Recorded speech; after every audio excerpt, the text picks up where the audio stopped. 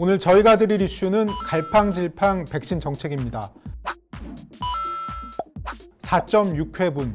이 숫자는 뭘 가리킬까요? 바로 한국의 100명당 코로나19 백신 접종 횟수입니다. 뉴욕타임스는 누리집에 전 세계 백신 접종 현황을 제공하는데요.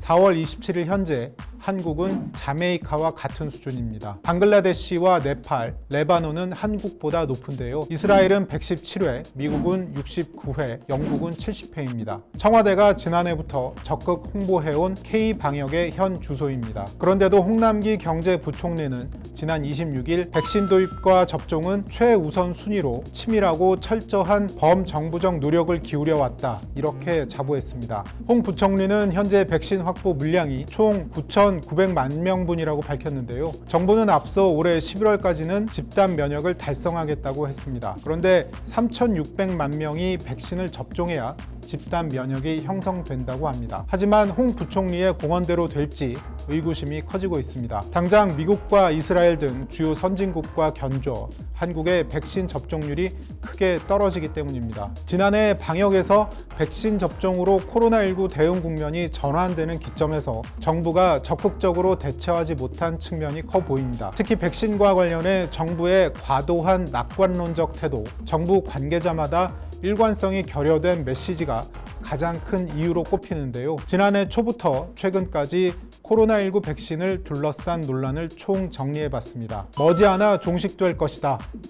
코로나19 초기 국면인 지난해 2월 문재인 대통령이 한 말인데요. 공교롭게도 이 발언 뒤에 대구 경북을 중심으로 코로나19가 급격히 퍼졌습니다. 하지만 정부는 지난해 상반기에 코로나19 확산세를 잘 막아내면서 K방역의 위상을 뽐냈습니다. 문제는 정부가 방역 주초에 발맞춰서 코로나19 백신을 확보하는 데에는 상대적으로 소극적이었다는 점입니다. 코로나19 확진자 수를 잘 관리했던 데다가 백신의 안정성, 제약사와의 협상력 확보를 내세워 선제적으로 백신 확보에 나서지는 않았던 것으로 보이는데요. 하지만 지난해 겨울철 3차 대유행이 재발하고 미국과 이스라엘 등이 백신 접종을 시작하면서 여론이 급격히 나빠졌습니다. 그러자 청와대는 지난해 12월 22일 문 대통령이 8개월 전부터 최소 13차례 이상 백신 확보를 지시했다고 먼저 나서서 주장했는데요.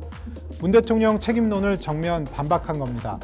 그런데 청와대 설명대로라면 대통령이 백신 확보를 지시했는데도 관련 부처들이 제대로 이행하지 않았다는 이야기이기도 한 셈입니다. 실제 정부의 코로나19 담당 부서에서는 청와대 해명과는 전혀 다른 이야기를 꺼냈는데요. 대통령이 과할 정도로 백신 확보를 지시했다는 청와대 발표 다음 날인 지난해 12월 23일 손영래 중앙사고수습본부 전략기획반장은 백신을 세계 최초로 맞는 상황을 가급적 피해야 하는 상황이라고 밝혔습니다. 당시 민주당도 청와대와 엇박자 해명을 내놓아 혼선을 빚었는데요. 김태년 민주당 원내대표는 지난해 12월 최고위원회의에서 안정성을 최대한 검증하고 접종하는 것이 정부 원칙이라고 밝혔습니다. 이와 관련해선 당시 정세균 총리가 솔직한 답변을 내놨습니다. 지난해 12월 정 전 총리는 지난 7월엔 국내 확진자 수가 100명 수준이어서 백신 의존도를 높일 생각을 하지 않은 측면이 있다, 이렇게 정부 책임론을 사실상 인정했습니다.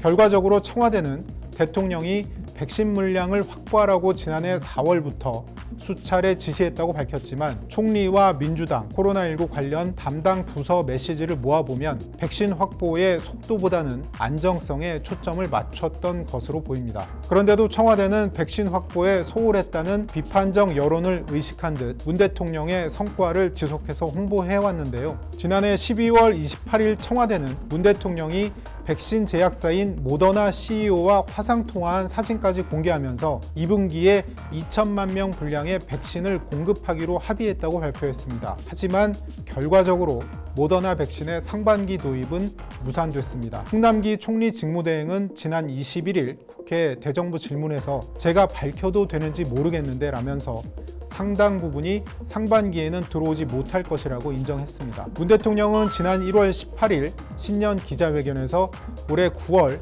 1차 접종을 마무리하고 11월에는 완전한 집단 면역이 형성될 것이라고 밝혔습니다. 또 충분한 물량도 확보했다고 했죠.